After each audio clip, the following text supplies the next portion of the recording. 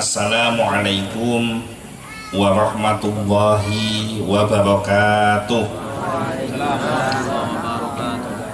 Alhamdulillahilladzi anzalas sakinata fi qulubil mu'minin liyazdadu imanan ma'a imanihim.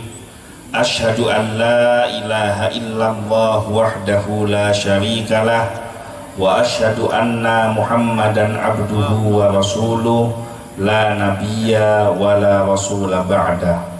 Allahumma salli wa sallim ala sayyidina Muhammad al-fatih lima ughliqa wal khatimi lima sabaqa nasiril haqqi bil haqqi wal hadi ila siratikal mustaqim wa ala alihi haqqa qadrihi wa miqdarihil azim, amma ba'du.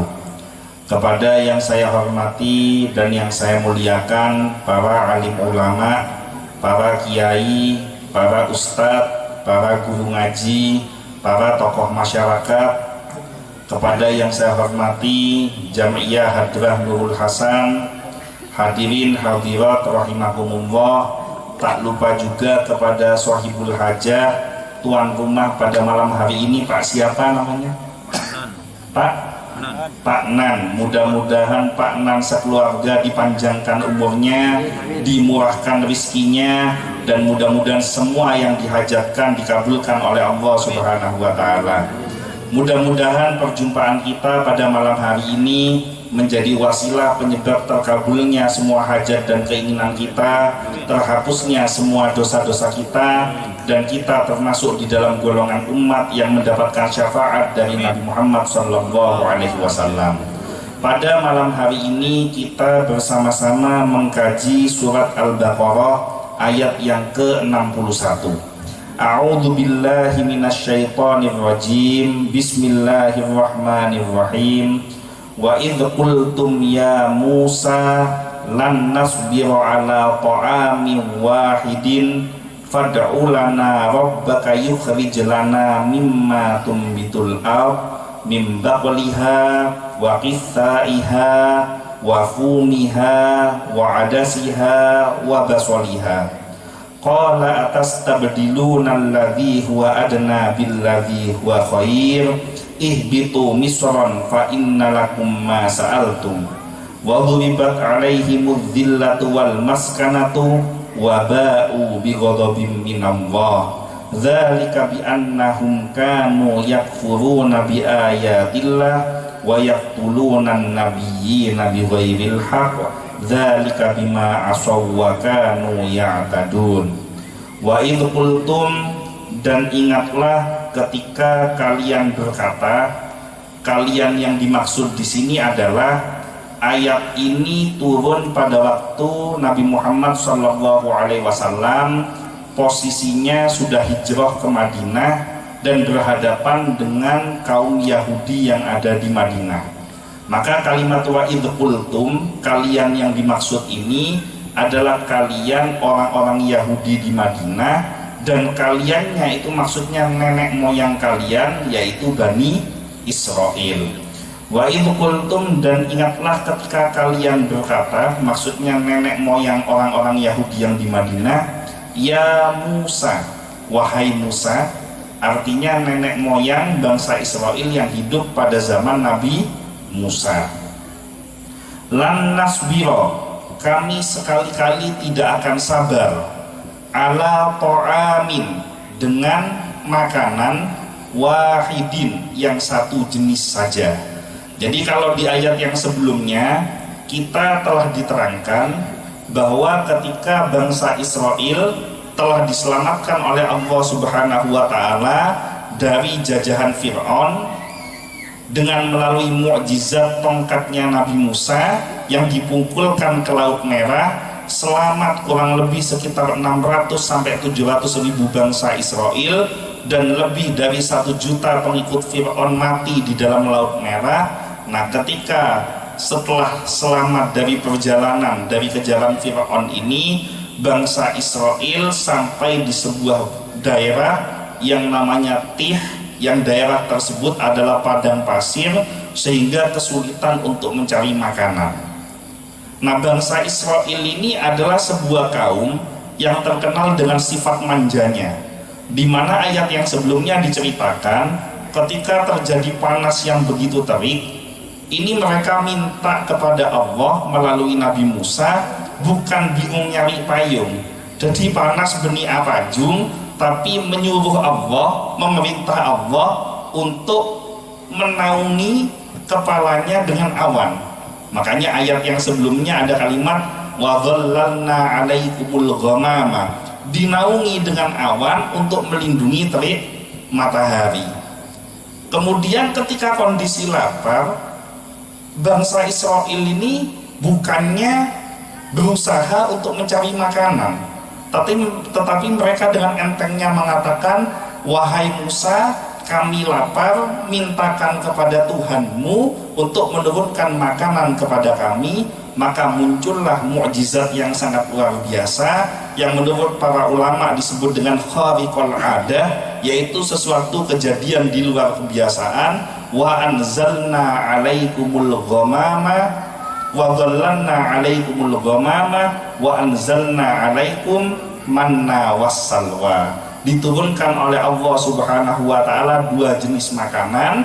Yang pertama namanya manna, yang kedua namanya salwa. Menurut pendapat mayoritas ulama, manna ini sejenis madu putih yang turunnya dari surga.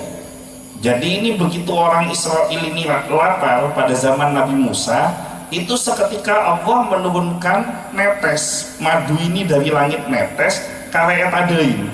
Tiap lapar langsung turun etadein. Nah, salwa ini sejenis daging burung yang asalnya dari surga. Ada riwayat yang mengatakan bahwa daging ini tinggal ditangkap, tinggal dimasak, kare pege, kare masak, kare olah. Nah, ada yang mengatakan sudah matangnya. Nah, setiap hari bangsa Israel ini mendapatkan makanan yang begitu luar biasa. Dikasih madunya dari surga, dikasih daging burungnya dari surga. Nah, kemudian diperintahkan oleh Nabi Musa atas petunjuk dari malaikat Jibril, hai bangsa Israel, kamu jangan nyimpen makanan, kakanan ria ceeret, tapi cukup ambil seperlunya saja.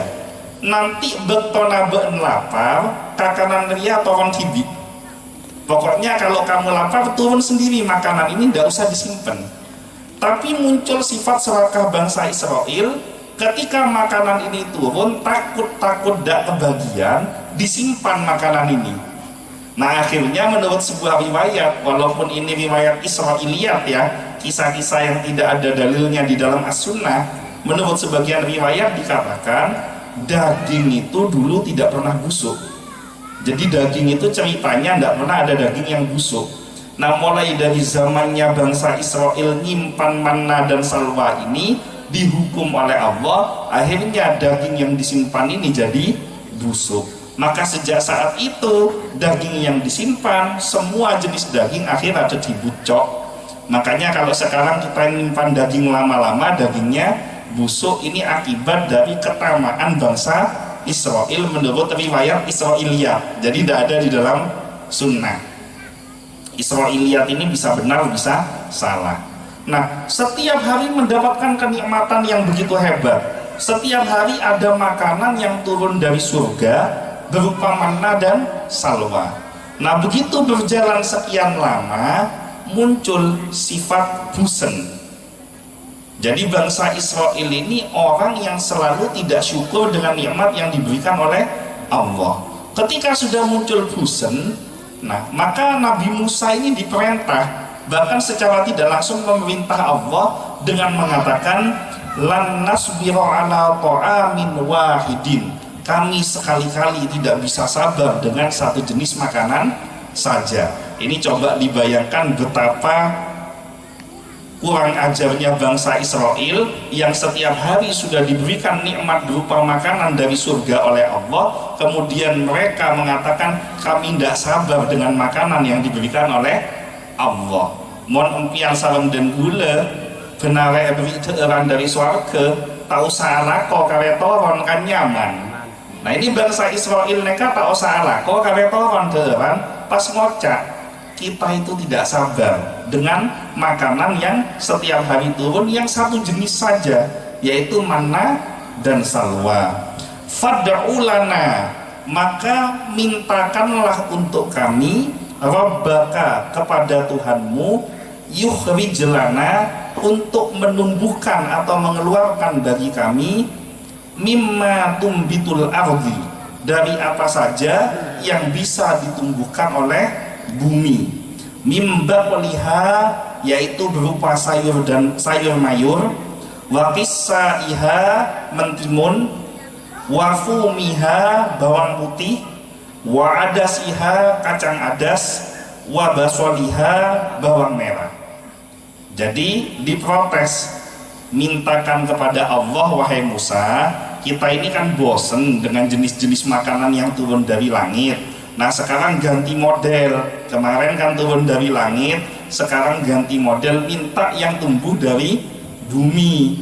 Karena dulu ini kita waktu masih di Mesir, waktu di bawah jajahan Fir'aun, itu terbiasa dengan makanan-makanan yang berupa sayur mayur, timun, bawang, dan kacang. Ini kalau dibandingkan kan nilainya kan turun, Mas. Yang awalnya makanan surga, manna dan salwa, sekarang tidak usah makanan surga lah. Kalau kita hitung, anggap semua makanan ini asalnya dari dunia. Madu putih dengan burung, daging burung, dibandingkan dengan sayur, timun, bawang, kacang, ini kan secara nilai ekonominya kan sudah jauh, masih jauh lebih mahal, lebih berkelas, lebih bagus daging dan madu. Nah ini protes, minta makanan yang ditumbuhkan. Nah menurut ulama tafsir, dari 5 jenis ini, yaitu bakliha, qissaiha, fumiha, adasiha, dan baswaliha, yang 5 ini 4 semua ulama tafsir sepakat bahwa yang namanya bakliha itu adalah sayur mayur. Ini semua ulama tafsir sepakat. Kemudian qissaiha semua sepakat kalau ini timun. Adasiha semua sepakat kalau ini kacang adas. Baswaliha semua sepakat kalau ini bawang merah. Nah untuk fumiha ini ada ikhtilaf, ada perbedaan dari beberapa ulama tafsir. Ada yang mengatakan bahwa ini adalah bawang putih, kemudian ada yang mengatakan ini gandum, ada yang mengatakan ini kacang-kacangan, ada yang mengatakan biji-bijian yang digunakan untuk bahan membuat roti. Nah kenapa terjadi ikhtilaf seperti ini?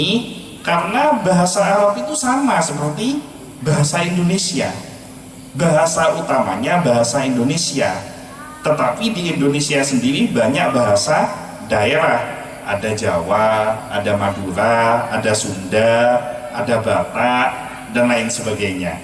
Nah di Arab ini juga ada bahasa-bahasa daerah yang kadang-kadang diambil oleh Allah Subhanahu wa Ta'ala, digunakan sebagai kalimat yang diucapkan di dalam Al-Quran, sehingga terjadi ikhtilaf karena di beberapa daerah kalimat fumiha dengan di daerah yang lain ini maknanya tidak sama. Seperti satu contoh, saya di Jawa, orang Jawa, orang yang tinggal di Pulau Jawa, lingkungan saya Madura. Nah, suatu saat saya pergi ke Pulau Lombok, di sana sukunya suku Sasak. Begitu makanan sudah siap semua, nah tuan rumah ini mengatakan kepada saya, sila tokol. Nah kalau orang Madura tokol karena tokol. Nah ternyata tokolnya orang Sasak ini, mari silahkan makan. Nah ketika saya pergi ke Kalimantan, masuk di daerah Kayong Utara, di Kayong Utara itu saya disuguhi ada namanya udang galah, udang dari sungai itu besar-besar. Nah ketika makanan sudah siap semua, tuan rumah ini terus ngomong kepada saya, Ustadz, udang ini bisa udang ini bisa masuk enggak ke mulutnya Ustadz? Ini kalau bahasa sini kan kasarnya luar biasa, makanan ini bisa masuk enggak ke mulutmu? Ternyata maksudnya orang Kayong Utara bisa masuk ke mulutnya Ustadz itu artinya bisa ndak makan udang, takut-takut nanti kolesterol, takut-takut nanti ndak cocok dengan makanannya. Maka lafal-lafal yang ada di dalam Al-Quran terkadang-kadang ada ikhtilaf, perbedaan dari masing-masing ulama di dalam menafsirkannya, sehingga butuh kesungguhan di dalam mengkaji kata demi kata yang ada di dalam Al-Quran. Bahkan satu huruf di dalam Al-Quran itu butuh kajian yang mendalam. Pernah pada zaman Imam Syafi'i masih menuntut ilmu, masih jadi santrinya Imam Maliki, membaca satu ayat Al-Quran yang bunyinya waqad khaba man dassaha. Ternyata kalimat dassaha ini bukan kalimat bahasa Arab yang nasional, kata yang berasal dari kata daerah, sehingga seorang Imam Syafi'i itu mencari kata dassaha, makna dari kata dassaha itu dalam jangka waktu 3 bulan, berkelana dari satu kampung ke kampung lain hanya untuk mencari makna dari kalimat dassaha ini. Maka ini pentingnya sebuah ilmu. Bersyukurlah kita yang hidup pada zaman sekarang, kita tidak butuh perjuangan memaknai Al-Quran sehebat ulama-ulama zaman dahulu. Kita sudah tinggal terima hasilnya, hasil dari perjuangan para pendahulu kita. Saya lanjutkan.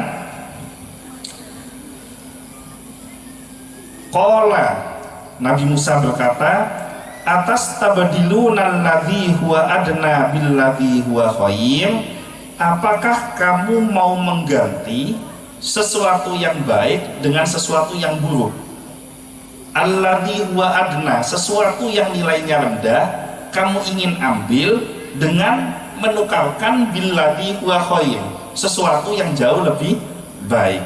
Ini adalah kalimat ejekan dari Nabi Musa kepada bangsa Israel. Ibaratnya itu ada seseorang, katakan mungkin keponakan atau mungkin saudara kita yang kita ambil, kita kasih pertolongan kepada dia, kita kasih tempat yang enak, kemudian kita kasih akses pekerjaan yang enak, makan semua ikut kita, kemudian pakaian segala macam dibantu untuk dicucikan, mungkin yang punya pembantunya yang menyucikan. Nah kemudian protes yang kita tolong ini saya ini kepingin mandiri, saya ini tidak bisa tinggal di sini ini, saya itu kepingin makannya lain aja, saya kepingin pokoknya banyak, tuntutannya banyak. Maka kita mencemooh, kamu ini udah dikasih yang enak kok malah minta yang enggak enak. Nah kurang lebih bahasanya seperti itu. Jadi Nabi Musa ini mencibir bangsa Israel, orang sudah enak-enak ada manna dan salwa, lanyaman tojuk kare toron keeran. Nah sekarang mau minta makanan yang lain yang nilai ekonominya rendah, dan itu mudah didapat, nggak usah minta kepada Allah. Tumbuhan-tumbuhan ini sudah ada di bumi, berbeda dengan manna dan salwa yang butuh kekuasaan Allah yang sangat-sangat besar untuk menurunkan sesuatu yang di luar kebiasaan ini. Ihbitu misron, pergilah kalian semua ke suatu kota. Ini kalimat misron, ulama tafsir ikhtilaf lagi, beda pendapat lagi. Ada yang mengatakan misron yang dimaksud ini adalah Mesir.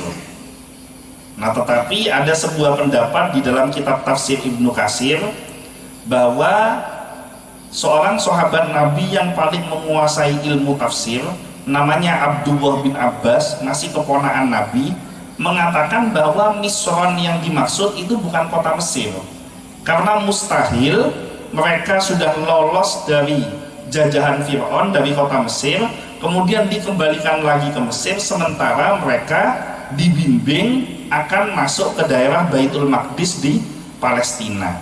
Maka Abdullah bin Abbas mengatakan kalau di dalam Al-Quran kalimat rohnya ini ada tanwin, maka itu bukan Mesir. Misron itu bukan Mesir tapi sebuah kota. Tapi kalau Misro itu artinya Mesir. Jadi kalau nggak pakai tanwin dia artinya Mesir. Kalau ada tanwinnya berarti dia sebuah kota. Nah kota apa? Tidak disebutkan di dalam Al-Quran. Tetapi inti dari kota ini kurang lebih ada penjelasan di ayat selanjutnya. Fa inna lakum ma sa'altum, maka sesungguhnya bagi kalian akan mendapatkan seperti yang kalian minta. Gampangnya gini, kalau bahasa kita, bangsa Israel minta kepada Nabi Musa untuk makanan yang dari surga itu diganti dengan makanan-makanan yang tumbuh dari bumi. Maka Nabi Musa mengatakan, kamu tuh nggak usah repot-repot, pergi aja tuh ke satu kota mana aja, yang namanya bawang, yang namanya sayur, yang namanya kacang, yang namanya timun, itu ada di banyak kota. Di kota mana saja, di Bondowoso aja bisa keluar kacang, timun, sayur, ini di Bondowoso bisa keluar. Nah, artinya apa? Artinya bangsa Israel ini dicemooh oleh Nabi Musa, epanglo sareng Nabi Musa, kok Allah ini diperintahkan untuk mengerjakan sesuatu yang remeh, sesuatu yang nggak ada nilainya. Kan menumbuhkan sayur nggak usah diperintahkan, mulai dari cuman nambah sayur neka pontombu atas kekuasaan Allah. Dari zaman Nabi Adam yang namanya timun, yang namanya bawang, ini semua sudah tumbuh atas kekuasaan Allah. Lo apa perlunya bangsa Israel ma'ronyoro Allah keluar dari bumi, sementara ini memang sudah keluar. Jadi dipanglo waduribat, dan ditimpakan alaihim atas mereka adzillatu, kenistaan atau kehinaan, wal maskanatu, dan kemiskinan, akibat dari perbuatan-perbuatan mereka yang suka mengingkari nikmat yang diberikan oleh Allah, bahkan cenderung suka mengatur-ngatur Allah. Maka mereka diberikan dua hal, dan itu terjadi sampai saat ini.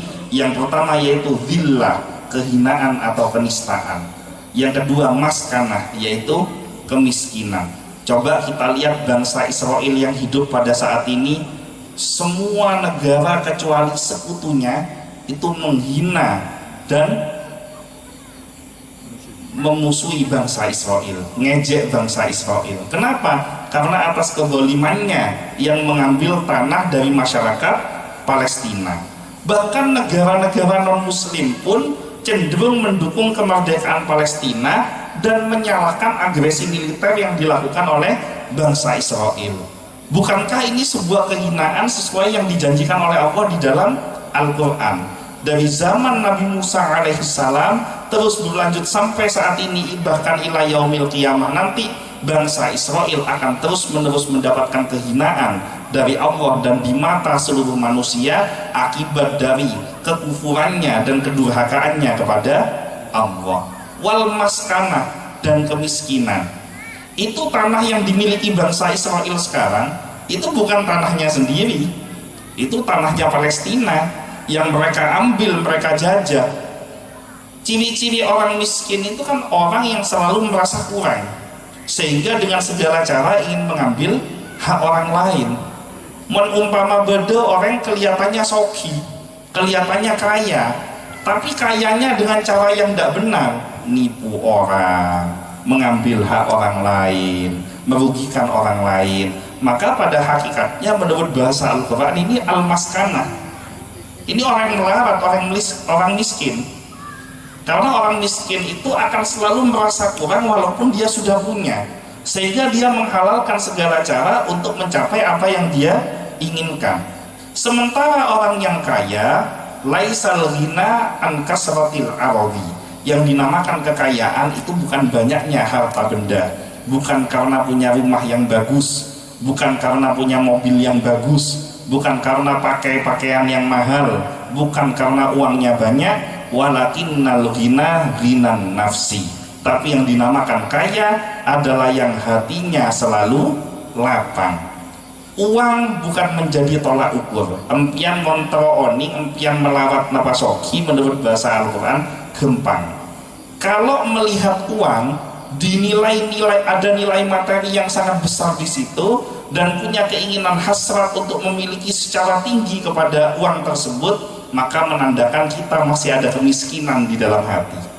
Tapi kalau orang itu sudah kaya, uang itu tidak ada bedanya dengan selembar kertas. Punya uang bahagia, tidak punya uang juga bahagia. Punya uang tidak membuat dia gembira berlebihan, dan punya uang tidak membuat dia sedih berlebihan. Maka inilah orang-orang yang kaya. Makanya Imam Syafi'i mengatakan mustahil kalau cinta kepada Allah dan cinta kepada dunia ini bisa digabungkan. Ketika seseorang cinta kepada Allah secara berlebih, maka dunia hanya dipandang sesuatu yang tidak ada nilainya.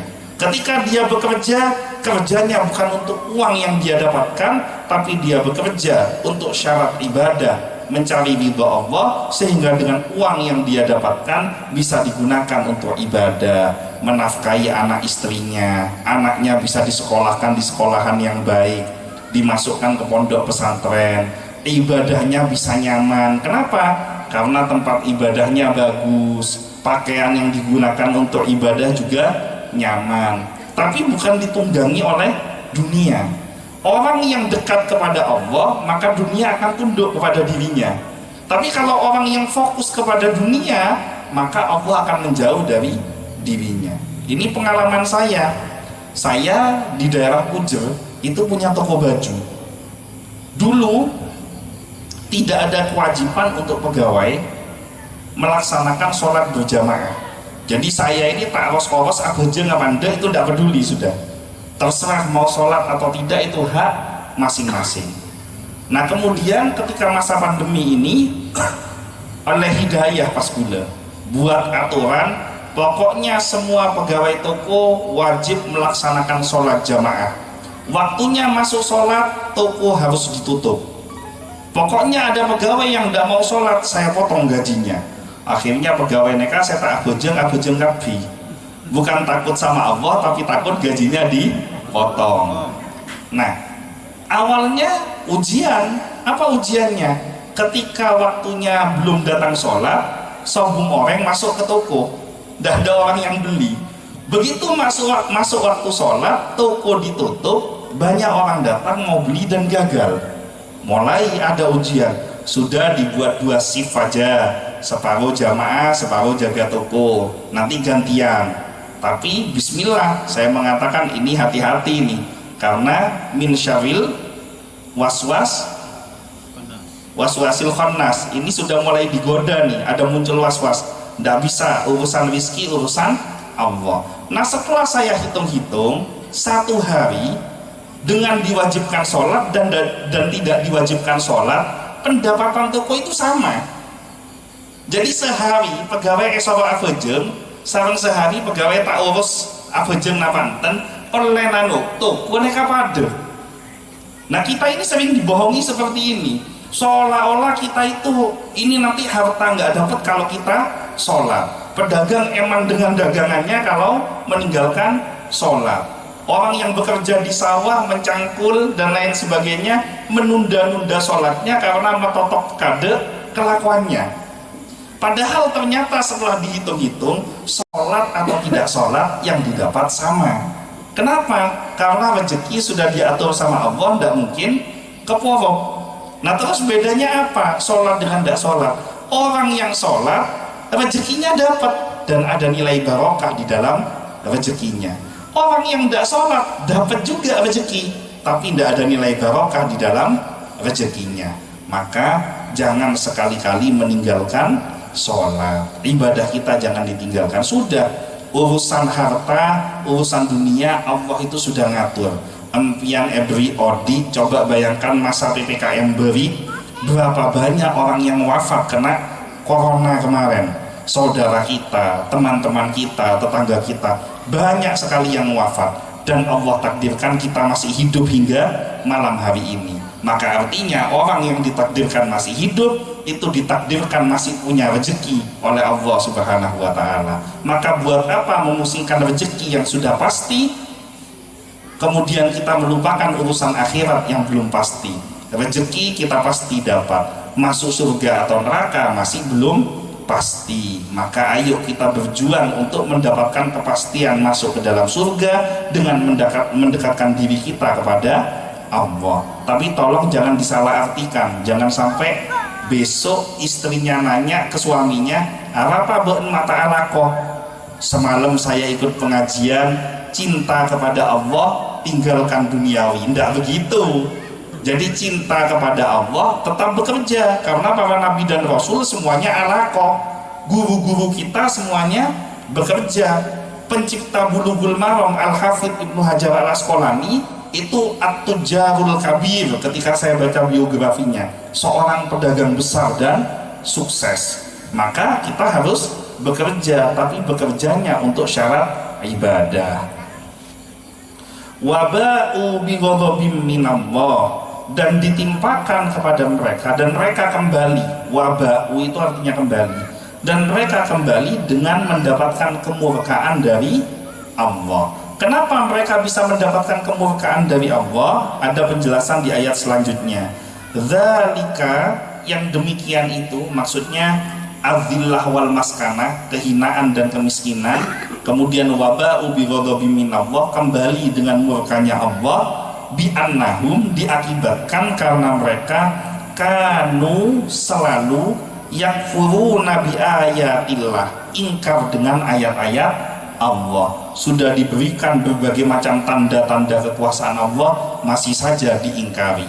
Sudah jelas-jelas diselamatkan oleh Allah dari kejaran Fir'aun dengan mukjizat yang luar biasa, tongkat pukulkan ke air, ke laut terbelah, sehingga mereka bisa selamat, tapi mereka ingkari. Lapar minta makanan, diturunkan makanan dari surga, mereka juga mengingkari. Bahkan dengan gagahnya di ayat yang sebelumnya mereka mengatakan lan nu'mina laka hatta narallaha jahratan. Kami sekali-kali tidak akan beriman kepada engkau ya Musa sampai kami bisa melihat Allah dengan nyata. Jadi saking sombongnya mereka sampai minta melihat wujudnya Allah secara nyata. Ini bisa dibayangkan betapa ingkarnya orang Israel. Padahal di dalam akidah Ahlus Sunnah wal Jamaah tidak boleh kita membayangkan Allah dengan sebuah makhluk dan pikiran kita. Seandainya kita memejamkan mata medem, kemudian kita membayangkan, oh Allah ini wujudnya seperti ini, ada di pikiran kita, maka itu bukan Allah, itu setan.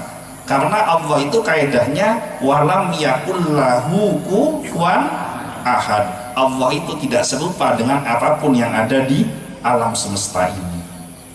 Sehingga oleh Allah mereka itu dimatikan satu persatu, fa'akhodatkumus so'ikoh, dihantam petir mati satu persatu, kemudian dihidupkan satu persatu oleh Allah. Ini peristiwa hebat. Orang mati bisa dihidupkan kembali, dan jumlahnya bukan satu orang, ada 70 orang menurut riwayat di dalam kitab tafsir dari bangsa Israel yang mati kemudian dihidupkan kembali oleh Allah.